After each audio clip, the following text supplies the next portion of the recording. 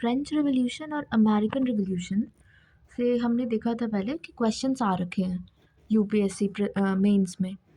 और उत्तर प्रदेश के मेंस में भी ये कॉमन टॉपिक है, फ्रेंच रिवॉल्यूशन और अमेरिकन रिवॉल्यूशन। तो हम ये विजन आइस का वैल्यू एडिशन मटेरियल है, इसको एक बार देखते हैं कुछ की पॉइंट्स लेने के लिए। तो फर्स्ट इज़ कि मॉडर्न वर्ल्ड का foundation, revolutions and their impact. 1776 से 1870 तक का जो टाइम था वो age of profound and often violent transformation का था। ये इंट्रोडक्शन के लिए बहुत सही है, कहीं पे भी डाल देना कि 1776 टू 1870 प्रोफाउंड और वॉयलेंट ट्रांसफॉर्मेशन का टाइम था।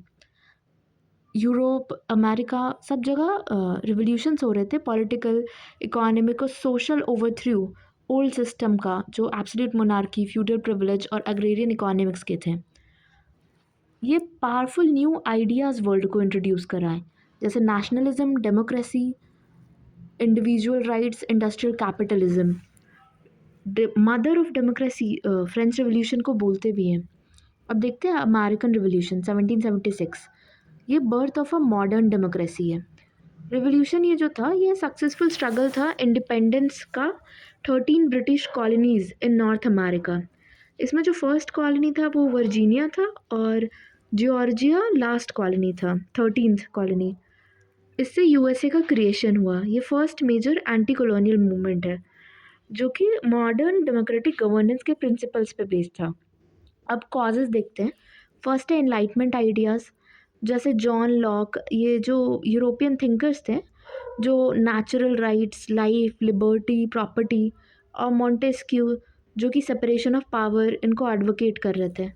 फिर इकोनॉमिक ग्रीवांस, ब्रिटेन की जो मर्केंटलिज्म की पॉलिसी थी ये कॉलोनीज़ को सिर्फ एक रॉ मटेरियल का सोर्स और कैप्टिव मार्केट की तरह ट्रीट कर रही थी। इसलिए डिमांड आया कि जब इनके पास रिप्रेजेंटेशन नहीं है तो ये टैक्स भी नहीं देंगे, और this give rise to the famous slogan no taxation without representation. अब पॉलिटिकल आइडेंटिटी भी इनकी ग्रो कर रही थी। ओवर टाइम जो कॉलोनिस्ट थे वो डेवलप कर लिए थे डिस्टिंक्ट अमेरिकन आइडेंटिटी, और वो no longer willing to be ruled by a foreign power. मतलब वहीं के नेटिव अमेरिकन को, ये जो ब्रिटिश वहाँ जाके रह रहे थे अमेरिका में, जो ब्रिटिशर्स पावर ले लिए थे थोड़ा, वही अपने आप को अमेरिकन्स बोलना शुरू कर दिया। अब इसका कॉन्सिक्वेंसेस और इम्पैक्ट क्या है? तो यूएसए का फॉर्मेशन हुआ, ये फर्स्ट मॉडर्न कॉन्स्टिट्यूशनल रिपब्लिक है।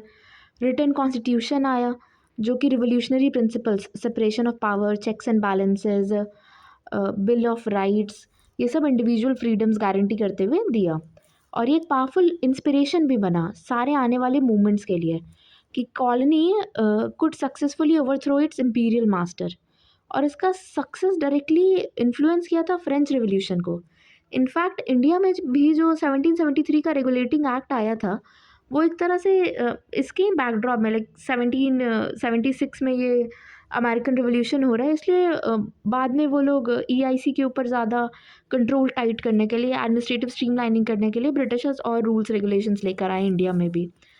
अब फ्रेंच रिवॉल्यूशन एक बार देख लेते हैं कि फ्रेंच रिवॉल्यूशन 1789, ये लिबर्टी, इक्वालिटी एंड फ्रैटर्निटी।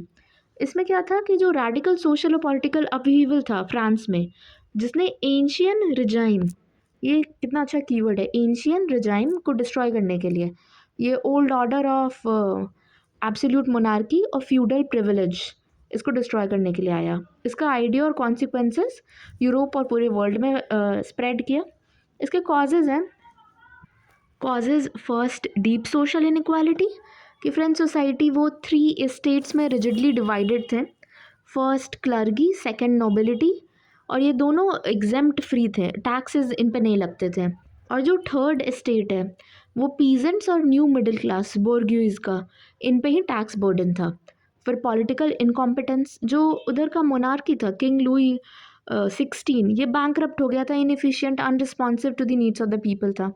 और इनलाइटमेंट फिलोसफी कि थिंकर्स लाइक रूसो, ये पॉपुलर सोवरेंटी जो लाए, और वोल्टेयर जो फ्रीडम एंड रीज़न दे रहे थे, उन्होंने लेजिटिमेसी ऑफ द मोनार्की को चैलेंज किया और चर्च की भी लेजिटिमेसी को चैलेंज किया। दस an intellectual framework for revolution were provided by this enlightenment philosophy. अब कॉन्सिक्वेंसेज एंड इम्पैक्ट्स देखते हैं।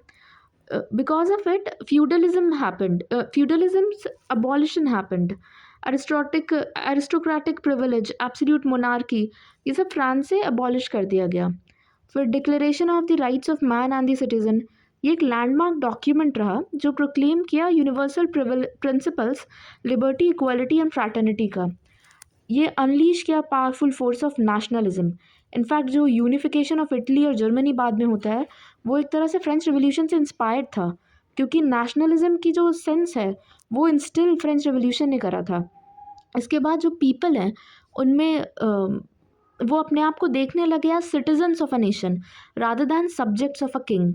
फिर ये रिवोल्यूशन के बाद राइन ऑफ टेरर आया, जहाँ गुलिटन हुआ और जो किंग लुई 16 और जो नॉवेल्टी थे और बहुत सारे और भी मास किलिंग होने लगे रेन ऑफ टेरर में. बट उसके बाद फिर नेपोलियन बोनापार्टे का भी राइज हुआ, और रिवोल्यूशन के जो आइडियल्स थे और लीगल रिफॉर्म्स थे जैसे नेपोलियनिक कोड, इसको अक्रॉस यूरोप इन्होंने और इनके आर्मी ने फैलाने का काम किया.